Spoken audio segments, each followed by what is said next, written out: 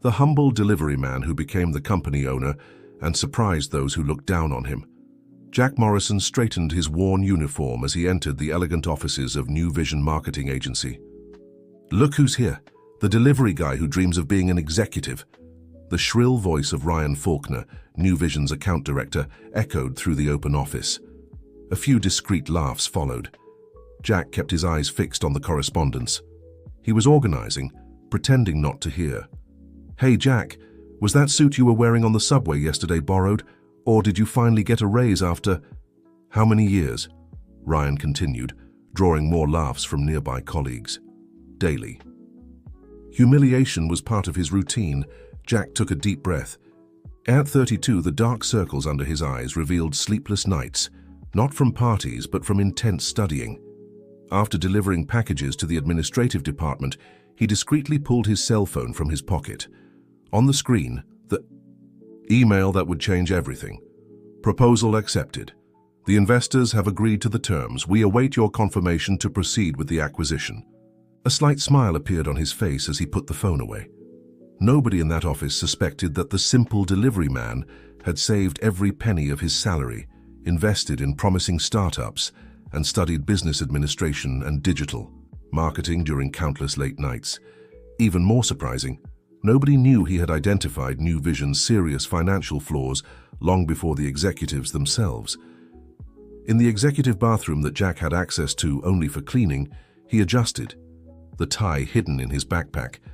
In 2 hours, he would have a meeting with investors and lawyers to finalize the acquisition of the majority of New Vision's shares, which was on the verge of bankruptcy without its arrogant managers realizing it. In the foggy mirror, Jack faced his reflection. He remembered his father, who died working as a doorman in a luxury condominium, always swearing that his son would have opportunities he never had. He remembered his mother, a domestic worker who never missed a day of work to pay for his technical courses. The pain of daily discrimination had been transformed into fuel. As he left the bathroom, back in his delivery uniform, Jack ran into Caroline Mitchell, the only person in the company who treated him with dignity. A junior analyst in the finance department, she always greeted him by name. "Good morning, Jack. Everything good with you?" she asked with her sincere smile. "Everything's great, Caroline. Couldn't be better," he replied, knowing that very soon, that answer would have a completely different meaning. Several floors above, CEO Richard Lawrence was arguing with investors in a closed room. New Vision, which had once been one of the most innovative agencies in the American market, was facing an unprecedented crisis. Wrong decisions, lost contracts, and disastrous management had put the company in a vulnerable position. What no one realized was how Jack, while delivering correspondence and documents, had gathered precious information about the company's weaknesses. Dear listener, if you're enjoying the story, please take a moment to leave a like and especially subscribe to the channel. It really helps us who are just starting out. Now continuing. At the end of that day, while most New Vision employees were preparing to leave, Jack got into a taxi heading to the law office of Miller & Associates. There, 5 investors and 3 lawyers were waiting for him. Unlike the worn-out uniform he had been wearing hours earlier, he now wore a well-tailored suit that he had bought especially for this occasion. "Jack Morrison?"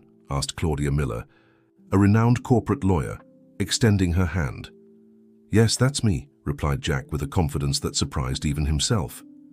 "Well, then let's finalize this historic agreement," she said, indicating the main chair at the conference table. The documents were signed, the values transferred, and in less than 2 hours the delivery man everyone ignored had become the majority shareholder of New Vision with 62% of the shares. "Congratulations, Mr. Morrison. From tomorrow, the company will be under your direction," said one of the investors, a gray-haired gentleman who had believed in the detailed plan Jack had presented weeks earlier. "Thank you for your trust." "I promise you won't regret it," replied Jack, putting his copy of the contracts in the leather folder he had bought the previous week. As he left the office, Jack walked along the illuminated downtown streets, the same lights, the same buildings he saw daily on his deliveries, but now everything seemed different. He thought of his mother, Sarah, who hadn't lived to see this moment. He thought of his father, Anthony, who always believed his son would be somebody. He thought of everyone who had underestimated him. That night, in his small apartment in the Riverside neighborhood, Jack could barely sleep. He mentally reviewed each step of the plan he had outlined. He knew New Vision's flaws, which clients were dissatisfied, which talents were being wasted, and which market opportunities were being ignored. More than revenge, Jack wanted to prove that his business vision could transform the company. The next morning, he arrived at New Vision at the same time as usual. The reception security guard, Mr. Joseph, greeted him as usual, unaware of the dramatic change that was about to happen. "Good morning, Jack. Are today's deliveries heavy?" "Actually, Mr. Joseph, I didn't come for deliveries today," replied Jack, handing an envelope to the security guard. "Could you please announce my arrival to Mr. Richard Lawrence? Tell him Jack Morrison wishes to see him urgently." The security guard looked at him confused, but picked up the phone and made the call. After a brief conversation, he seemed even more perplexed. "Mr. Lawrence says he can't meet with delivery personnel now. He's in an important meeting." Jack smiled. "Tell him that the new majority owner of New Vision insists on seeing him immediately." On the 18th floor, the atmosphere was tense. That morning, an official communication from the administrative board had informed about a change in the company's shareholder structure, without mentioning names. Richard Lawrence had gathered the directors to discuss the matter when his secretary entered the room, visibly nervous. "Mr. Lawrence, sorry to interrupt, but Jack Morrison is here and claims to be the new majority owner of New Vision." A deathly silence filled the room, followed by nervous laughter. "The delivery guy, this must be a joke," said Ryan Faulkner, standing up. "I'll handle this." When Ryan opened the conference room door, he found Jack standing calmly in the hallway, wearing the same uniform as always, but with a completely different posture. "What does this charade mean, Jack?" asked Ryan, with his usual disdain. Jack simply smiled and handed Ryan a folder. "All the documents are here. I'm the new majority owner of New Vision, with 62% of the shares. I suggest you and the rest of the board prepare for a general meeting in 1 hour. I have many announcements to make." Ryan's expression changed from disdain to disbelief as he flipped through the documents. His skin visibly paled. "This can't be true," he muttered. 5 years, Ryan. 5 years delivering documents, observing, learning, planning. While you and the others were busy laughing at me, I was studying how to save this company from your incompetence," replied Jack, adjusting the tie he had put on over his uniform. An hour later, New Vision's auditorium was packed. Employees from all departments crowded together, whispering about the rumors that were spreading like wildfire. Jack was on stage, now wearing a complete suit, alongside representatives of the administrative board who confirmed the veracity of the situation. "Good morning, everyone," Jack began, his firm voice echoing through the microphone. "For those who don't know me, I'm Jack Morrison. Until yesterday, I was just the delivery guy many of you barely noticed in the hallways. Today, I am the majority owner of New Vision." The murmurs increased. Jack continued. "New Vision is in crisis. In the last 3 years, we've lost 40% of our revenue and 22 important clients. The current administration has hidden this from you, but it can't hide it much longer. Today begins a new era for this company." Jack then presented financial data that few in the room knew about, showing charts and projections he had meticulously prepared. He explained how the company could recover with a completely new approach, focused on digital marketing and immersive experiences for clients. In the front row, Richard Lawrence and the other directors watched in shock. At the back of the room, Caroline Mitchell smiled discreetly, being the only one who didn't seem surprised by the revelation. "There will be significant changes," continued Jack. "Some positions will be eliminated, others will be created. Competence, not seniority or personal relationships, will determine who stays. Everyone will have the opportunity to prove their worth in the coming weeks." At the end of the presentation, as the employees left the auditorium stunned, Ryan Faulkner approached Jack, his face contorted in a mixture of anger and fear. "You can't do this. You don't have the experience to run a company of this size. You'll ruin everything," he said through clenched teeth. Jack looked at him calmly. "Actually, Ryan, you and the other directors have already done an excellent job of ruining the company. I came to fix it. And as for experience, well, 5 years observing all your mistakes was quite a lesson in how not to run a business. As the sun set over the city, Jack remained in his new office, the same one that previously belonged to Richard Lawrence. Looking through the panoramic window, he reflected on the journey that had brought him here. He knew the path would be difficult. Many would root for his failure, others would try to sabotage him, but he was prepared. In his first official act as new owner, Jack sent an email to all employees detailing his restructuring plan. To the surprise of many, there were no mass layoffs as they feared. Instead, he announced a complete reassessment of talents and processes, promising to value those who truly contributed to the company, regardless of their position.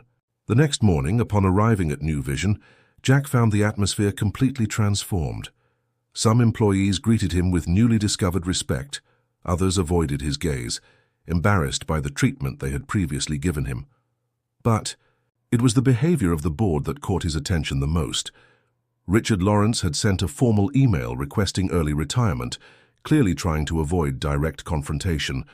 Other directors were desperately trying to show value, sending reports and proposals they had never bothered to develop before. Only Ryan Faulkner maintained a defiant posture. During the first formal meeting with the new management, he openly questioned Jack's legitimacy. With all due respect, the board cannot accept that someone with no corporate background takes control of a company of this size. I propose a reassessment of the acquisition, said Ryan, looking at the board members present. Jack smiled calmly before responding, Mr. Faulkner, I understand your concern. However, I must remind you that under your account leadership, New Vision lost 15 clients in the last 2 years. Here is the complete report of each loss, with detailed analysis of the mistakes made in each case. Jack distributed folders with data he had meticulously collected over years. The board members leafed through the documents in silence, increasingly impressed with the accuracy of the information. Furthermore, continued Jack, I've prepared a recovery plan for each lost client with specific strategies based on their current needs. 3 of them have already expressed interest in returning after my initial contact. The silence in the room was palpable. Ryan seemed to have shrunk in his chair, while the board members exchanged looks of admiration. At the end of the meeting, Marianne Graham, one of the longest-serving board members, approached Jack. Impressive, Mr. Morrison. I confess I had my doubts, but your preparation is evident. May I ask how you managed to gather all this information while working as a delivery man? Jack looked at her calmly. Miss Graham, when people consider you invisible, they talk and act as if you're not there. I spent years observing, taking notes, and analyzing. While delivering documents, I saw reports that no one bothered to hide from me. While cleaning rooms, I heard revealing conversations. And in my spare time, I studied and planned every detail of what I would do when I had the opportunity. In the days that followed, the transformation of New Vision began to take shape. Jack assembled a working team with employees from different levels, including Caroline Mitchell, who was promoted to financial coordinator due to her competence that had gone unnoticed by the former management. Dear listener, if you're enjoying the story, please take a moment to leave a like and especially subscribe to the channel. It really helps us who are just starting out. Now continuing. However, not everything was going as planned. 2 weeks after the acquisition, Jack faced his first major challenge. Andrew Vega, one of the investors who had supported his purchase of New Vision, began pressuring for more radical changes, including selling the company building and laying off 30% of the employees. Jack, you need to be more aggressive, said Andrew during a private meeting. The company needs drastic cuts to recover quickly. The market doesn't wait. Jack maintained his composure in the face of pressure. Andrew, I appreciate your concern, but my plan has always been clear. I won't sacrifice competent people for immediate profit.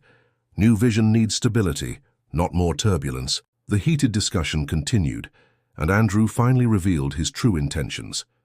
If you don't follow my recommendations, I'll use my influence with the other investors to question your leadership.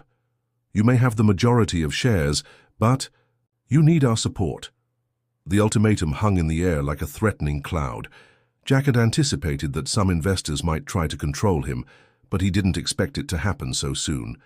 "Andrew, I respect your experience, but remember that you invested in my vision, not the other way around. If you want to withdraw your support, feel free. I have other partners willing to take your position." It was a bluff, but it worked momentarily. Andrew backed down, visibly displeased, but Jack knew the battle was just beginning. At the same time, another front of problems was opening. Richard Lawrence, the former CEO, had reconsidered his retirement and was now initiating legal action to contest the legitimacy of the acquisition. His lawyers alleged irregularities in the process and demanded a full investigation. The legal case quickly made corporate news headlines. "Former Deliveryman faces legal challenge over New Vision acquisition," was the headline in the country's main business newspaper. The sensationalist coverage threatened to undermine the confidence of clients and partners in the new management. Amid this turbulence, Jack discovered something even more concerning. Employees loyal to the former administration were deliberately sabotaging important projects. Missed deadlines, accidentally deleted files, and incorrect information sent to clients were beginning to create an atmosphere of distrust. On a particularly tense morning, Jack found Caroline visibly disturbed in his office. "What happened, Caroline?" he asked, closing the door to ensure privacy. "Jack, I found something you need to see," she said, handing him a folder with documents. "I was doing the audit you requested and discovered a series of contracts signed by Richard Lawrence in recent months. They're agreements with shell companies to divert resources from New Vision." Jack examined the documents with growing attention. There was the explanation for a significant part of the company's financial problems. The former CEO had systematically diverted resources through fraudulent contracts with companies that actually belonged to relatives and close friends. "This is exactly what we need to face the lawsuit," said Jack, feeling a mix of indignation and relief at finding such a powerful weapon. With the evidence in hand, Jack called an emergency meeting with his lawyers. The strategy was quickly defined. They would use the documents not only to defend themselves in the lawsuit filed by Lawrence, but also to present a counter-accusation of corporate fraud. The reaction was immediate. When confronted with the evidence, Richard Lawrence withdrew the lawsuit and disappeared from the corporate map. The news outlets that had previously questioned Jack's ability now highlighted his astuteness in uncovering the fraud that had been happening for years under the administrative board's nose. This victory brought a brief period of stability, allowing Jack to implement the first structural changes at New Vision. He began by reorganizing the creative and digital media departments, areas he knew deeply thanks to the night courses he had taken for years. The new approach began to yield results. 3 major clients who had abandoned the agency showed interest in returning after learning about the changes implemented. The internal climate was also gradually improving as employees realized that Jack genuinely valued talent and dedication, regardless of hierarchical position. However, Andrew Vega had not given up on his plan. Discreetly, he began meeting with other investors, painting a bleak picture of the company's future under Jack's leadership. "He is inexperienced, stubborn, and emotional," Andrew would say at the private dinners he organized. "He's more concerned with proving a point than generating profit for us. We need to act before it's too late." Through loyal employees, Jack learned of these machinations and realized he needed a decisive move to consolidate his position. The opportunity arose when the country's largest beverage company opened a competition for its new digital campaign, a contract that could transform New Vision's financial situation. Jack gathered the best talents in the agency, including people who previously occupied positions considered minor and whose potential was ignored. For 2 intense weeks, the team worked day and night developing a revolutionary proposal that combined traditional marketing with immersive digital experiences, an approach that Jack had extensively studied in his night courses. On the day of the presentation, the beverage company's meeting room was packed with skeptical executives. New Vision was the underdog in the competition, competing with much larger and more established agencies.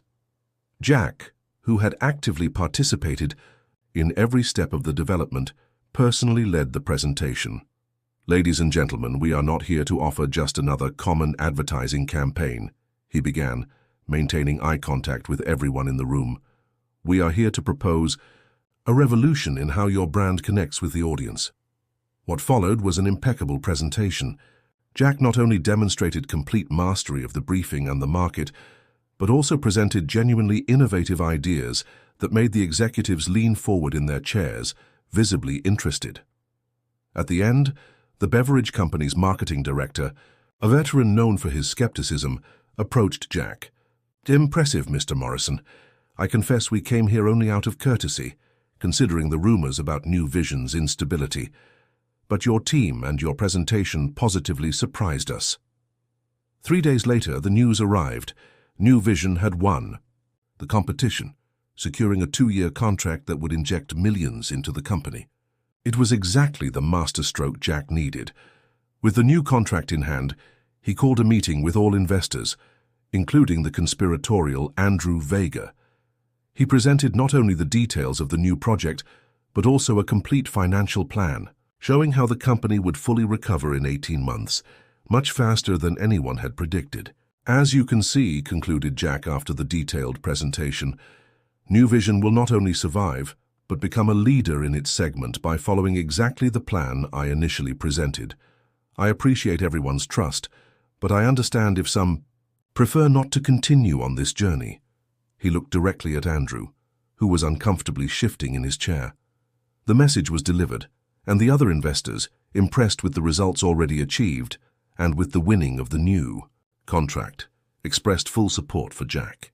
At the end of the meeting, Andrew sought out Jack privately. "You won this round, Morrison. I admit I underestimated your ability. I'd like to withdraw my objections and reaffirm my commitment to your plan." Jack knew he couldn't trust Andrew, but he also knew he needed to keep the investors united at that critical moment. "I appreciate your honesty, Andrew. Let's move forward and make this company a success story for all of us." The truce was established, at least temporarily, but Jack would not lower his guard again. With the investor crisis temporarily resolved and the lawsuit closed, Jack could finally focus on the true transformation of New Vision. He implemented an innovation incentive program where any employee, regardless of position, could present ideas for new projects. He created collaboration spaces that broke down the old departmental barriers. He established a policy of total transparency about the company's financial situation. These changes generated initial resistance, especially among middle managers, who saw their authority diminished. Ryan Faulkner, who had surprisingly remained with the company, silently led this resistance. In a performance evaluation meeting, Jack finally confronted Ryan directly. "Ryan, your numbers continue to be below expectations, and I have reports that you constantly undermine my authority with your team. I'd like to understand what's happening." Ryan, cornered, finally dropped his mask of professionalism. "What's happening is that this company has become a joke since you took over. A delivery guy thinking he can run a marketing agency. The market is laughing at us." Jack remained calm, letting Ryan expose all his frustration and prejudice. When the director finally fell silent, Jack responded calmly. "Ryan, I respect your opinion, but the facts don't support it. Since I took over, we've recovered 5 important clients, won the largest contract in the company's history, and reduced unnecessary costs by 32%. The market isn't laughing, it's watching with interest. As for my background as a delivery man, well, that only proves that talent and determination can emerge anywhere, not just in the elite schools you attended." The conversation ended with an ultimatum. Either Ryan aligned with the new direction, or he would be invited to leave. Without a viable alternative, and secretly impressed with the competence Jack was demonstrating, Ryan chose to stay, although his resentment remained evident. Meanwhile, Jack received unexpected support. Sophia Allen, a former employee who had been unfairly dismissed by the previous management, sought him out after reading about the changes at New Vision. "Jack, I don't know if you remember me. I worked in the strategic planning department 2 years ago," she said during a meeting that Jack promptly agreed to have. "Of course I remember, Sophia. You were fired 2 weeks after presenting a report criticizing the company's digital strategy. I personally delivered that termination letter." Sophia smiled, surprised to be remembered. "Exactly. Well, I heard about the changes you're implementing and..." I came to offer my help. After I left, I worked at international agencies and accumulated experience that might be useful for what you're building. Sophia's return was a stroke of luck. Her knowledge of digital strategic planning was exactly what New Vision needed to move forward with the new contract. Additionally, she brought valuable information about competitors and international trends that Jack didn't have access to. With Sophia on board as the new director of digital strategy, the implementation of the project for the beverage company progressed rapidly. The campaign was launched with huge success, generating buzz on social media and positive repercussions in the specialized press. New Vision Reinvents Beverage Marketing was the headline in an important industry magazine. The campaign's success attracted the attention of other potential clients. In less than 2 months, New Vision had doubled its client portfolio and needed to hire new talent to handle the growing demand. Jack implemented an innovative selection process, focused more on potential and creativity than on diplomas or previous experience. He recruited young people from underprivileged neighborhoods, like the one he came from, people who would normally not have a chance in traditional agencies. This approach, besides building a diverse team, generated a wave of positive publicity. Former Deliveryman revolutionizes hiring in the advertising market. At this moment of ascension, however, a new threat emerged. Ryan Faulkner, unable to accept his subordinate position and Jack's growing success, finally decided to leave New Vision. At first, Jack considered this a victory, one less problem to manage. But he soon discovered that Ryan had taken confidential information about clients and strategies with him. He opened his own agency, Faulkner & Associates, and is approaching our clients, Sophia informed during an emergency meeting. He's using our own projects as if they were ideas developed by him. Jack felt his blood boil, but maintained his exterior composure. What exactly do we know about what he took and which clients he has already contacted? Sophia presented a detailed report. Ryan had copied presentations, contracts, and strategies developed by New Vision. He had already contacted at least 5 important clients, offering the same services at significantly lower prices. He's playing dirty, concluded Sophia, and he's spreading rumors about our financial stability, trying to scare the clients. Jack carefully considered his options. He could initiate legal proceedings against Ryan for theft of intellectual property, but that would generate negative publicity and could scare clients even more. Instead, he opted for a more strategic approach. Let's divide this into 2 fronts, he finally said. First, I want personal meetings with each client Ryan has contacted. I'll present the developments we're planning for their projects, showing that we're always one step ahead. Second, we'll publicly announce our new expansion phase with details of recent growth and new investments. The best response to rumors of instability is concrete facts of success.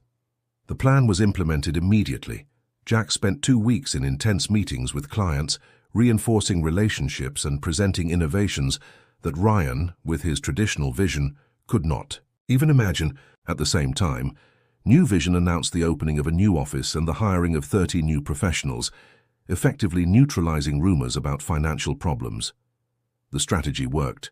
No client left the agency, and Ryan's attempt to establish himself as a direct competitor failed before it even fully took off.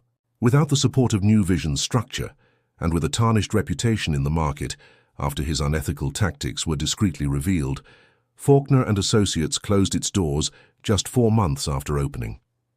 Dear listener, if you're enjoying the story, please take a moment to leave a like and especially subscribe to the channel. It really helps us who are just starting out. Now continuing. But life is made of ups and downs, and Jack's moment of triumph would be brief. When everything finally seemed stabilized, a new blow hit him. The lawsuit that had been withdrawn by Richard Lawrence resurfaced in an even more aggressive form. This time, the former CEO had secured new testimonies and documents that apparently contradicted Jack's version of the company's acquisition. He claims to have evidence that you manipulated financial information to devalue the shares before the purchase, explained Claudia Miller, Jack's lawyer, during a tense meeting. And worse, he got Andrew Vega's testimony supporting his version. Andrew's betrayal didn't surprise Jack, but the gravity of the situation did. If the court accepted the allegations, all his work would be at risk. "How strong is their case?" asked Jack, trying to keep his voice steady. "Strong enough to worry," Claudia answered honestly. "They have documents that seem to show discrepancies in the financial evaluations used during the acquisition. Andrew testifies that you had access to privileged information as a delivery man and used it illegally." Jack felt the weight of the world on his shoulders. Everything he had fought for, every humiliation endured, every sleepless night studying and planning, all could be lost. "What are our options?" he finally asked. "We can counterattack with the evidence of fraud we found against Richard. But they already have a defense prepared, claiming that you're fabricating these accusations as a distraction. Another option would be to seek a settlement, but that would probably involve giving up control of the company." Jack refused to consider the latter possibility. "I didn't come this far to give up now. We'll fight with everything we've got." In the weeks that followed, as the case progressed, Jack maintained a facade of calm and confidence in the company. He continued implementing changes, closing new contracts and inspiring his team, but internally worry consumed him. The trial became a widely followed event in the American advertising market. "Battle for New Vision. Former Deliveryman faces former CEO in court," was the headline that dominated specialized publications. With each session, more serious revelations and accusations emerged from both sides. During this turbulent period, Jack found support where he least expected it. New Vision employees, including some who had previously treated him with disdain, organized to show support. Clients sent letters to the court praising the transformations implemented under his management. And Caroline Mitchell, working tirelessly behind the scenes, continued investigating documents in search of anything that might help. It was Caroline who found the missing piece of the puzzle. Analyzing emails archived on old servers that should have been deactivated, she discovered an exchange of messages between Richard Lawrence and Andrew Vega, dated 6 months before Jack's acquisition of the company. "Jack, you need to see this," said Caroline, entering his office late at night carrying a flash drive. "I found something that changes everything." The emails revealed an elaborate plan between Richard and Andrew. They had intended to deliberately devalue New Vision through fraudulent contracts and disastrous administrative decisions, then buy it back for a fraction of its real value through a shell company. Jack had inadvertently thwarted this plan by acquiring the company first. "This explains why Andrew supported me initially," said Jack, reading the messages with growing indignation. "He thought he could manipulate me later, or that I would fail quickly, allowing them to execute their original plan." With this bombshell evidence in hand, the legal strategy completely changed. Instead of just defending against the accusations, Jack and his legal team went on the offensive. In the next court session, when Richard Lawrence and his lawyers were presenting more evidence against Jack, Claudia Miller asked permission to present new evidence. "Your Honor, I would like to submit to the court emails exchanged between Mr. Lawrence and Mr. Vega that clearly demonstrate a conspiracy to defraud not only New Vision, but all its shareholders and employees." The reading of the emails in court caused a deathly silence, followed by murmurs of astonishment. Richard Lawrence's face visibly paled, while his lawyers whispered frantically. Andrew Vega, who was attending the proceeding, abruptly stood up and left the room. "Additionally," continued Claudia, "we have bank records showing suspicious transfers between companies controlled by Mr. Lawrence and Mr. Vega's personal accounts, coinciding with the dates of the fraudulent contracts we had previously reported." The turnaround was complete and devastating for Richard Lawrence. The judge, visibly disturbed by the new evidence, suspended the session to evaluate the documents, but his tone in doing so made his inclination clear. 3 days later, the verdict was announced. All accusations against Jack were rejected, and the court initiated a criminal investigation against Richard Lawrence and Andrew Vega for corporate fraud, market manipulation, and perjury. The victory in court not only consolidated Jack's position as the legitimate owner of New Vision, but also eliminated the last internal and external resistance to his leadership. The story of the delivery man who defeated the powerful became a media phenomenon generating reports, interviews, and even book proposals. But for Jack, the real victory wasn't in the spotlight or public recognition. It was in the transformation he was now able to implement without obstacles. In the months that followed, he realized the vision he had planned during those years as a delivery man. New Vision ceased to be just a traditional marketing agency to become a hub of digital innovation, combining advertising, immersive experiences, and personalized technological solutions. He inaugurated an internship program specifically aimed at young people from underprivileged communities, offering not only work opportunities, but also mentoring and continuing education. Many of the interns came from Riverside, the same neighborhood where Jack grew up. He implemented a radical transparency policy where all employees had access to the company's financial information and profit sharing.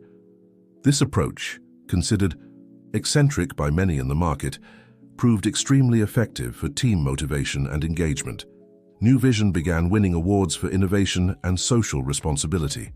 Clients competed for the opportunity to work with the agency that was redefining market standards. Even competitors started imitating its practices, a clear sign of success.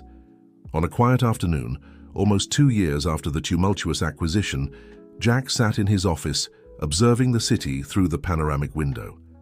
He thought about his journey, the humiliations he had endured, the obstacles he had overcome. He thought of his parents, who would be so proud of the man he had become.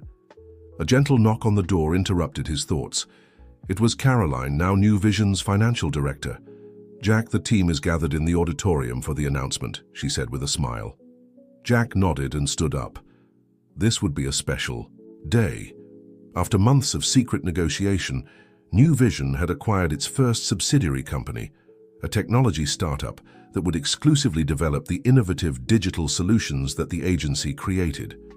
As he walked down the hallway toward the auditorium, Jack passed by the old mailroom, where he had spent so many hours organizing deliveries and silently observing. He decided to make a small detour and entered the space that few in the current company even noticed. The young man organizing the correspondence looked surprised to see the CEO enter the room. "Mr. Morrison, can I help you?" Jack smiled, extending his hand. "Just passing by to introduce myself. What's your name?"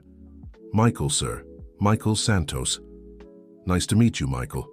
How has your experience at New Vision been so far?" The young man seemed nervous but answered honestly, "It's a good job, sir. I'm saving to take a digital design course next year." Jack felt something resonate within him. "Digital design? We have an internal development program for employees interested in that area. You should sign up." Michael's eyes lit up. "Really? I didn't know I could." "Not only can you, but you should," replied Jack. "Stop by HR tomorrow and mention that we talked. I'll leave a note to ensure you're included in the next cycle." As he left the mailroom, Jack felt a deep satisfaction. The cycle was complete. The same company that had once treated him as invisible now, under his leadership, saw potential in each person, regardless of their initial position. In the packed auditorium, Jack announced not only the acquisition of the startup, but also a restructuring that would transform New Vision into a business group with multiple business units. The reaction was one of widespread enthusiasm. After the presentation, when most employees had already left, Jack found a familiar figure waiting discreetly at the back of the auditorium, Ryan Faulkner. "Ryan," said Jack, genuinely surprised. "I didn't expect to see you here." Ryan looked different. His usual arrogance had disappeared, replaced by an expression that Jack couldn't completely decipher. "I came to congratulate you," said Ryan after a moment of hesitation. "What you've done with New Vision is impressive." "Thank you," replied Jack cautiously, "but I confess I'm surprised by your visit, considering our history." Ryan nodded, briefly looking away. "I deserved every difficult moment I experienced after leaving here. My agency failed because I tried to copy results without understanding the process. I spent months blaming you, until I realized that the problem was always me." Jack observed the man before him, the same one who had humiliated him so many times in the past, and felt not satisfaction, but a strange empathy. "What are you doing now?" he asked. Independent consulting. Nothing comparable to what I had here, but I'm learning to build from scratch without shortcuts. Jack considered for a moment, then made a decision that surprised even himself. We're expanding the strategic consulting division for the international market. We're looking for people with experience in the sector who can bring different perspectives. If you're interested, send your resume. I don't promise anything, but I guarantee it will be evaluated on its merits without prejudice. The surprise on Ryan's face was genuine. After everything I did, you would give me another chance? Jack smiled slightly. Ryan, if there's anything I've learned on this journey, it's that people are more than their worst moments. Everyone deserves the opportunity to start over and prove their worth, as long as they're truly willing to change. When Ryan finally left, Jack remained alone, in the empty auditorium, reflecting on how much his own perspective had changed. The revenge he had once imagined, of humiliating those who had humiliated him, had been replaced by something much more powerful, the ability to transform not only the company, but the very people who comprised it. Going back up to his office, Jack found on his desk a special edition of the country's main business magazine.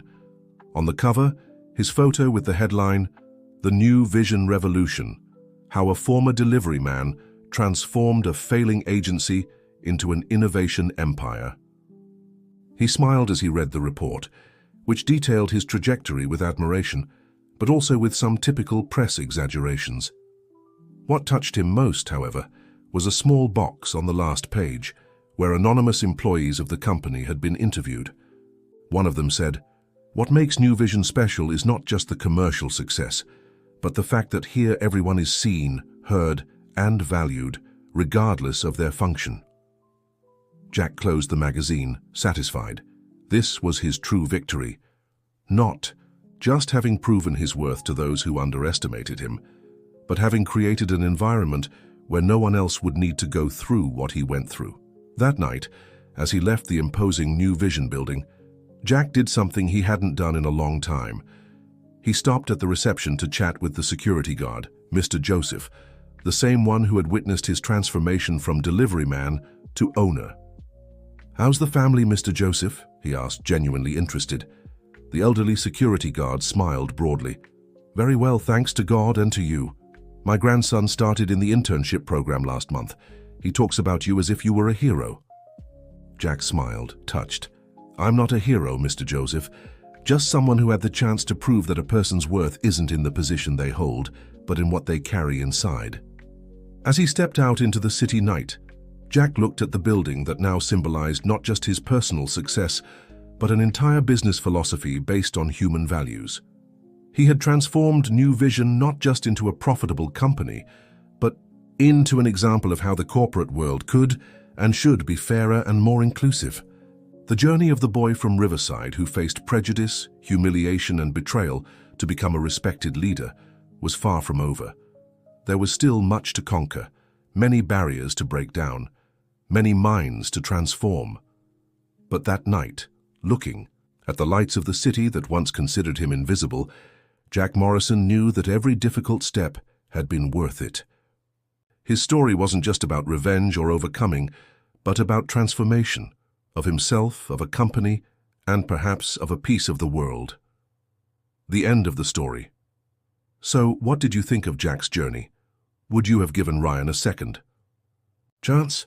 Share your opinion in the comments. Don't forget to leave your like and subscribe to the channel for more inspiring stories like this one. Your company makes all the difference on this journey.